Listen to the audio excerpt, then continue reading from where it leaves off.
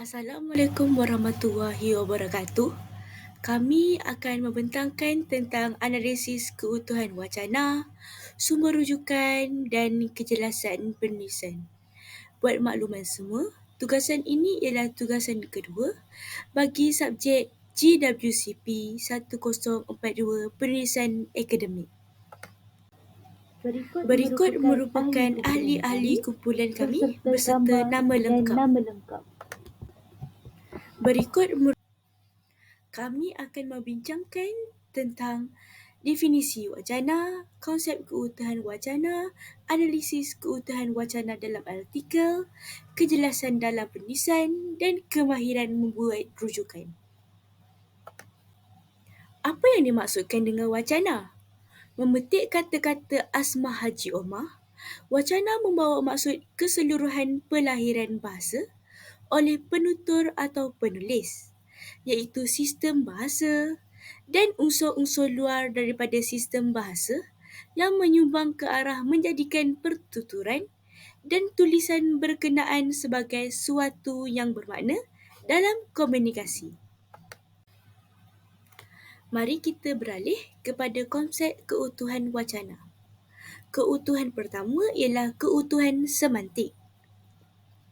Hubungan semantik antara bahagian wacana mempunyai 5 bahagian, iaitu hubungan sebab dan akibat, hubungan sebab dan tujuan, hubungan sebab dan hasil, hubungan latar dan kesimpulan, hubungan memperkuatkan isi. Seterusnya, hubungan semantik yang dilihat dari segi konteks atau latar wacana mempunyai 3, iaitu kesatuan tajuk atau topik, hubungan sosial antara penutur dan pendengar, dan laras bahasa yang bersesuaian. Contoh keutuhan semantik dalam artikel. Mari kita pergi kepada contoh yang pertama. Hubungan sebab dan tujuan. Tujuannya ialah untuk mencapai kesejahteraan dalam kehidupan. Contoh yang kedua ialah hubungan sebab dan hasil. Sebabnya ialah apabila penjagaan kesihatan dilakukan dengan baik dan hasilnya ia mampu membantu dalam ketahanan kardiovaskular atau kemampuan aerobik. Contoh yang ketiga ialah hubungan sebab dan akibat. Gaya hidup yang tidak sihat menjadi faktor kepada pelbagai penyakit yang dihadapi. Gaya hidup yang tidak sihat menjadi sebab dan pelbagai penyakit yang dihadapi menjadi akibat. Contoh yang keempat ialah kesatuan tajuk atau topik. Pesakit akan mula menjauhkan diri daripada orang ramai dan menjadi lebih pendiam. Ini menerangkan pesakit yang dulunya ceria tetapi menjadi murung akibat kesihatan mental. Kita pergi pada konsep keutuhan leksikal. Apa keutuhan leksikal? Keutuhan leksikal berdasarkan pemilihan dan penggunaan perkataan yang sesuai dengan makna yang ingin disampaikan. Konsep semantik dalam pemilihan leksikal seperti contoh ada pembuka dan penutup, hiponim, homonim, antonim, sinonim, pengulangan kata yang sama, kolokasi dan unsur tersambut. Mari kita pergi kepada keutuhan leksikal dalam artikel. Saya ada selitkan 5 contoh untuk memberi kefahaman yang lebih lanjut. Kita pergi contoh yang pertama, pembuka dan penutup. Pada era globalisasi ini sebagai pembuka dan tuntasnya sebagai penutup. Kita pergi kepada contoh kedua, antonim. Perkataan kebaikan dan keburukan ialah dua perkataan yang memberi maksud yang berlainan atau berlawanan. Hiponim pula ialah perkataan yang membawa maksud yang lebih spesifik. Seperti contoh, litati, iaitu lipas. Kolokasi pula, kita tahu kanser kulit, penyakit paru-paru, mata dan jantung ialah penyakit yang disebabkan oleh pencemaran. Pengulangan ayat.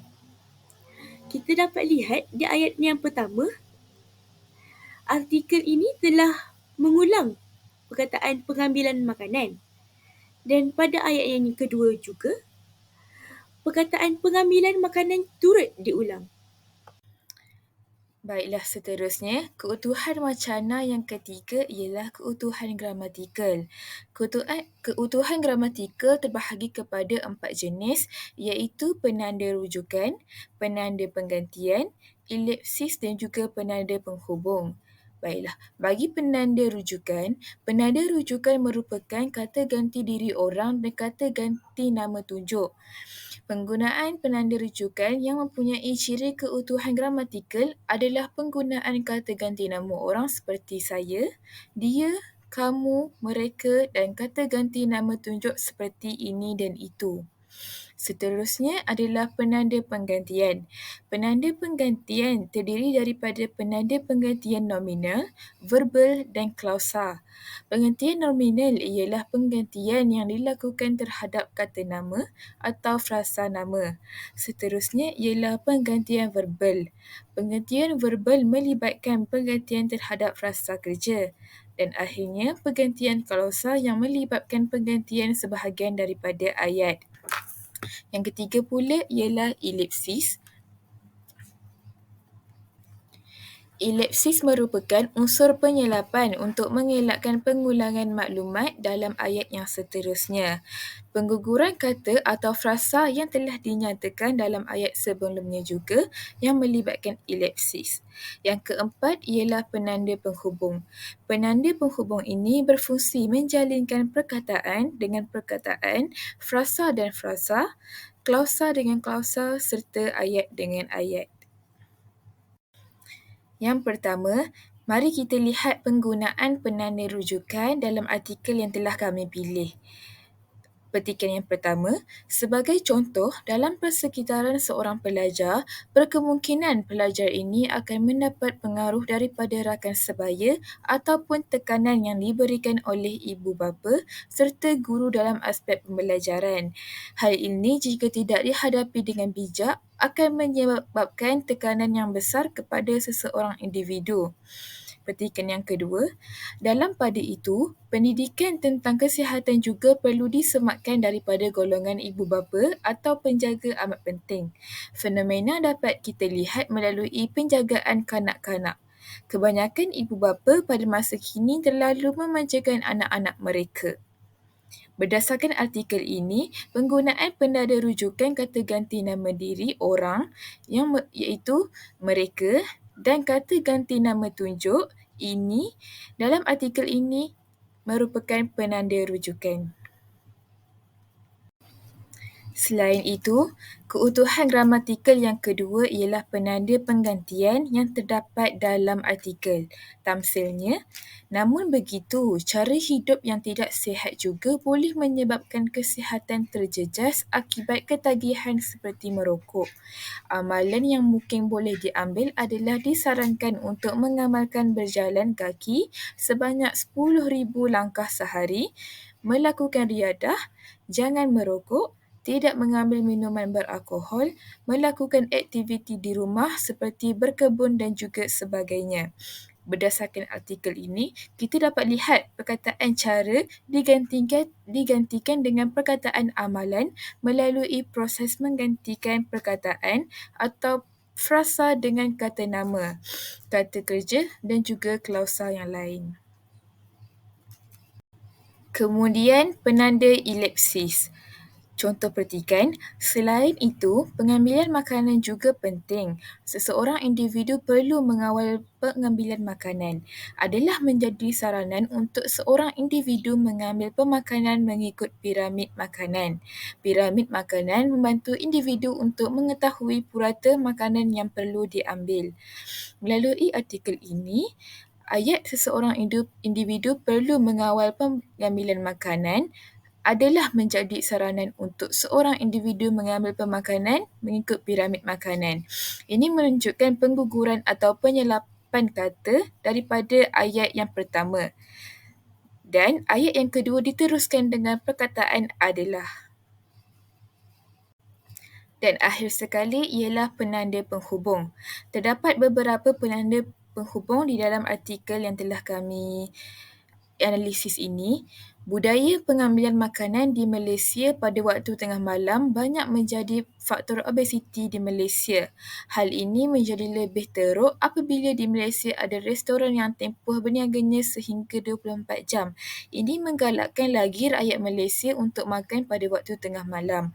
Selain itu, pengambilan makanan ringan dalam kuantiti yang banyak juga menjadi faktor. Makanan ringan merupakan makanan yang banyak mengandungi bahan kimia dan mempunyai kadar kalori, garam, lemak dan gula yang tinggi. Bukan itu sahaja, dalam kalangan pelajar, makanan segera dianggap sebagai makanan harian kepada mereka. Baiklah, berdasarkan artikel ini, kita dapat lihat terdapat penggunaan penanda penghubung iaitu pengembang idea seperti selain itu dan juga bukan itu sahaja. Kita sudah sampai kepada konsep keutuhan wacana yang terakhir, iaitu keutuhan fonologi. Keutuhan fonologi dapat dilihat dari segi hentian suara, nada suara dan intonasi suara. Intonasi dapat menimbulkan hubungan semantik di antara bahagian wacana. Intonasi juga berperanan penting sebagai penada atau pemisah frasa dan berfungsi untuk membezakan struktur ayat. Nada suara berperanan dalam membezakan ayat yang dinyatakan mengikut beberapa situasi atau keadaan. Hentian atau kesenyapan suara pula berfungsi sebagai perbandingan antara dua maksud yang berbeza dalam satu ayat yang sama. Tetapi, segi ini dapat digunakan di dalam komunikasi ataupun di dalam video. Dalam wacana tulisan pula, alat-alat tersebut ialah tanda baca seperti nokta, koma, tanda soal, titik bertindih dan sebagainya. Saya ada selitkan contoh keutuhan fonologi dalam artikel. Contohnya ialah tanda koma. Tanda koma boleh digunakan apabila ingin meletakkan penanda wacana seperti bukan sahaja daripada perspektif persekitaran dan oleh yang demikian. Tanda koma juga boleh digunakan untuk meletak contoh yang banyak seperti pengamalan cara hidup yang sihat, mengawal cara pemakanan, bersenam dan memperbanyakkan aktiviti fizikal serta menjaga kebersihan. Ini menunjukkan pelbagai langkah yang dapat diterapkan untuk memperoleh kesihatan yang baik. Selain itu, tanda nokta. Cari kawan juga adalah satu langkah untuk mencapai kesihatan mental yang baik. Dan di akhir ayat, kita akan meletakkan nokta untuk menjadikan ayat itu sebagai ayat. Jika kita tidak meletakkan nokta, ayat tersebut menjadi klausa. Assalamualaikum warahmatullahi wabarakatuh. Saya akan menjelaskan tentang kejelasan penulisan berdasarkan artikel yang dianalisis. Konsep kejelasan penulisan dititik beratkan dari segi penggunaan bahasa yang komunikatif, strategik dan berstruktur bagi pengolahan keseluruhan penulisan. Aspek-aspek yang penting dalam kejelasan penulisan adalah perkembangan idea secara logik, penulisan secara objektif, penulisan ayat yang jelas serta konsep koheren dan kohesif. Bagi artikel yang dipilih, terdapat beberapa aspek tentang kejelasan penulisan. Contohnya, artikel yang ditulis oleh penulis menggunakan bahasa yang teratur dan tersusun. Tujuan dan isi penyampaian tentang artikel ini juga ditulis dengan jelas dan juga logik. Seterusnya, penyusunan ayat oleh penulis yang digunakan dalam perenggan mencapai kejelasan dalam penulisan. Selanjutnya, penulis juga menggunakan konsep koheren dan juga kohesi yang mantap dalam artikel yang ditulis. Akhir sekali, Penulisan artikel ini mempunyai contoh yang jelas tentang maklumat yang disampaikan serta idea yang dikemukakan logik dan mempunyai kreativiti tersendiri. Saya akan menjelaskan tentang konsep kohesi dan koheren terlebih dahulu. Bagi konsep kohesi, kohesi adalah pertautan antara ciri-ciri linguistik yang menghubungkan satu urutan ayat, bab kata Ruqayyah Hassan pada tahun 1980. Penulisan kohesi juga melibatkan ciri-ciri seperti penggunaan tanda baca yang betul, susunan perenggan yang sesuai, penggunaan kata hubung yang tepat dan lain-lain. Bagi koheren pula, koheren ialah kesinambungan atau kerikatan antara satu ayat dengan ayat yang lain dalam sebuah wawancara, berkata Asmah Haji Omar pada tahun 1993. Koheren juga melibatkan huraian idea-idea dengan jelas berserta dengan contoh sekaligus dengan susunan ayat yang sesuai. Ini bagi memastikan pembaca dapat memahami penulisan tersebut. Ciri-ciri utama dalam kejelasan penulisan adalah penulisan tersebut tidak menggunakan sebarang unsur kesamaran dan tidak menggunakan perkataan yang berbelit dan juga panjang. Penulisan tersebut mestilah mudah dibaca dan difahami oleh pembaca. Objektif utama mengenai kejelasan dalam penulisan menekankan konsep menggunakan bahasa yang formal, penulisan ayat yang jelas, perkembangan idea secara logik yang berkonsepkan koheren dan kohesi, serta penulisan secara objektif. Bagi penggunaan bahasa komunikatif yang formal, contohnya berdasarkan artikel ini, Pertubuhan Kesihatan Sedunia WHO, kesihatan merujuk kepada suatu keadaan kesempurnaan fizikal, mental dan sosial yang mencukupi dan bukannya hanya ketiadaan penyakit atau kelemahan. Berdasarkan artikel ini, dapat saya simpulkan bahawa tidak ada penggunaan bahasa selangor ataupun bahasa rojak yang digunakan suatu penulisan artikel. Artikel ini juga menggunakan bahasa kebangsaan iaitu bahasa Melayu dalam penulisan kerana ianya mudah difahami dan lebih jelas untuk menyampaikan maklumat. Artikel ini juga bebas daripada bahasa pasar, bahasa kasar dan juga bahasa-bahasa yang tidak formal. Bahasa formal ini juga menggunakan penggunaan kosakata yang tepat dan juga gramatis. Selanjutnya, bagi penulisan secara objektif, berdasarkan artikel ini, kesihatan juga membantu dalam menguatkan tulang dan otot serta memudahkan pergerakan. Apabila menjaga kesihatan dengan melakukan aktiviti fizikal seperti berjalan, berbasikal dan membuat kerja rumah, ianya akan membantu dalam ketahanan dan kekuatan otot. Berdasarkan artikel ini, dapat saya kenal pasti bahawa penulisan artikel ini mempunyai laras bahasa tersendiri, iaitu laras bahasa perubatan, di mana ianya bertujuan untuk menyampaikan implikasi dan kebenaran berkaitan ilmu kesihatan dan perubatan secara objektif. Fakta-fakta yang disampaikan juga didorong dengan bukti-bukti yang kukuh di mana penulisan yang bersifat objektif menekankan perkara-perkara yang serius dan juga mantap. Melalui artikel ini dapat saya lihat bahawa kesihatan membantu menguatkan tulang dan otot.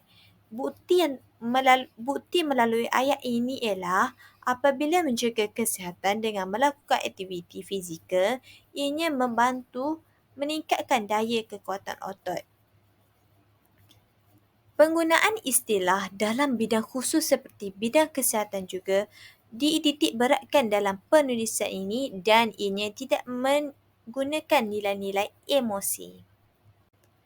Di dalam artikel ini terdapat beberapa konsep mengenai logik koheren. Contohnya, berdasarkan artikel ini, hal ini kerana gaya hidup yang pasif akan memberi kesan besar terutama kepada jantung. Jantung tidak dapat mengepam darah dengan baik ke seluruh badan dan oksigen tidak dapat disalurkan dengan baik. Berdasarkan artikel ini, dapat kita kenal pasti bahawa terdapat konsep koheren di mana terdapat kesatuan di antara dua ayat tersebut. Tamsilnya, kesan gaya hidup yang pasif akan memberi kesan kepada jantung dan sekaligus mengganggu fungsi jantung dalam sistem peredaran darah. Hal ini bagi menunjukkan perkaitan di antara kedua-dua ayat tersebut bagi menyampaikan maklumat dengan jelas. Bagi artikel ini juga terdapat logik-logik berkaitan konsep kohesi. Contohnya, berdasarkan artikel ini, kesedaran terhadap kesihatan adalah perkara penting yang perlu diterapkan dalam diri setiap individu bagi mencapai tahap kesejahteraan hidup. Ia perlu dipupuk bermula sejak peringkat kanak-kanak lagi. Berdasarkan artikel ini, dapat saya kenal pasti terdapat konsep koheren di dalam artikel di mana terdapat dua ayat dan kedua-dua ayat tersebut mempunyai satu tujuan yang utama, iaitu untuk menyampaikan isi kepada pembaca. Contohnya, berdasarkan artikel ini, kedua-dua ayat menekankan tentang kesedaran terhadap kesihatan. Artikel ini juga menggunakan penggunaan tanda baca yang betul seperti noktah digunakan untuk menunjukkan penulisan ini mempunyai struktur penulisan yang baik. Terdapat juga konsep koheren yang diaplikasikan dalam artikel ini di mana berdasarkan artikel ini terdapat penggunaan struktur perenggan yang betul dan sesuai. Contohnya, berdasarkan artikel ini terdapat perenggan dengan perenggan dan juga ayat dengan ayat yang disusun dengan betul dan menunjukkan penulisan ini mempunyai struktur yang baik dan sesuai. Akhir sekali, bagi konsep kejelasan penulisan, penulisan tersebut mestilah jelas. Penulisan artikel ini mempunyai idea utama yang jelas di mana ia merupakan pernyataan umum ataupun persoalan untuk dibincangkan dalam perenggan. Penulisan bagi artikel ini mempunyai isi-isi ataupun huraian bagi menyokong dan mengukuhkan ayat topik atau lebih dikenali sebagai idea utama. Contohnya bagi perenggan dalam artikel ini ialah jerebu memberi kesan yang sangat teruk kepada kesihatan fizikal. Ianya mengganggu sistem pernafasan. Di Malaysia, terdapat peningkatan pesakit ke klinik untuk mendapatkan rawatan kerana diserang penyakit asma. Jerebu yang berlaku menyebabkan seseorang sukar bernafas dan lemas berikutan tidak mendapat oksigen yang diperlukan. Idea utama dalam artikel ini ialah tentang jerebu. Jerebu memberi kesan yang sangat teruk kepada kesihatan fizikal. Terdapat juga ayat isi atau huraian yang berkaitan dengan jerebu. Contohnya, jerebu mengganggu sistem pernafasan dan meningkatkan bilangan pesakit ke klinik untuk mendapatkan rawatan kerana diserang penyakit asma. Itu sahaja berkaitan dengan kejelasan dalam penulisan. Baiklah, akhir sekali saya akan mengulaskan tentang rujukan. Sumber rujukan merupakan tempat datangnya sesuatu pengetahuan. Terdapat pelbagai jenis sumber rujukan, tetapi bukan semuanya boleh dianggap sebagai sumber rujukan yang sah, yakni sah untuk diyakini. Selain itu, rujukan boleh difahami sebagai perbuatan memberi kredit kepada penulis atau sesuatu bahan di akhir sesebuah penulisan. Kemudian, rujukan menandakan perkara yang telah anda tinjau dan dirujuk dalam teks, dalam kerja penyelidikan dan sebagai satu cara untuk mengetahui atau secara tidak langsung membantu mengiktiraf karya orang lain dan juga membantu para pembaca mencari sumber asli maklumat. Melalui rujukan, format rujukan untuk penulisan akademik adalah menggunakan format American Psychological Association, iaitu yang lebih dikenali sebagai APA, edisi ke-7 yang telah dikemas kini pada Oktober 2019. Tambahan lagi, terdapat beberapa sumber yang boleh dirujuk. Secara umumnya, sumber rujukan yang sah adalah seperti berikut.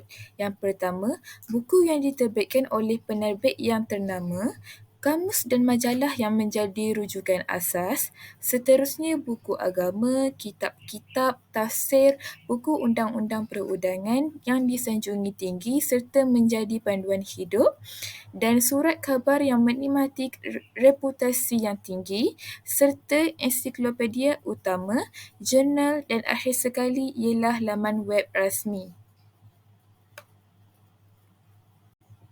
Selanjutnya, terdapat banyak kepentingan membuat rujukan dalam penulisan akademik. Rujukan dan bibliografi adalah antara halaman yang perlu disertakan di dalam sesuatu penyelidikan. Rujukan dan bibliografi mempunyai beberapa kepentingan. Antaranya ialah senarai rujukan yang dibina akan memberikan ruang kepada penyelidik yang berminat untuk membuat pembacaan dan penyelidikan lanjutan. Yang kedua, senarai ini juga adalah untuk memberi penghargaan kepada penulis-penulis lain yang telah menyumbang teori, pendapat dan sebagainya. Seterusnya juga, rujukan dan bibliografi ini menampakkan senarai sumber yang digunakan adalah berkaitan dengan topik penyelidikan. Tambahan lagi, senarai ini dapat membuktikan kesahihan sesuatu penyelidikan. Dan juga rujukan dan bibliografi adalah alat untuk merekod maklumat yang digunakan dan boleh membantu sekiranya maklumat tambahan diperlukan telah hilang. Dan akhir sekali, senarai ini dapat menghindarkan penggunaan nota kaki, iaitu footnote. Dan akhirnya, kami juga telah menganalisis sumber rujukan yang terdapat pada artikel yang telah kami kaji. Berikut merupakan sumber rujukan yang terdapat pada artikel. Sumber rujukan bagi penulisan artikel ini terdiri daripada 6 buah buku dan 1 rujukan lain yang diperoleh melalui talian. Selain itu juga, kebanyakan rujukan penulis adalah buku yang diterbit sebelum tahun 2017. Dan cara penulisan rujukan artikel ini adalah menggunakan sistem APA edisi ke-7. Jadi, setakat ini sahajalah pembentangan kami mengenai analisis artikel. Sekian, terima kasih.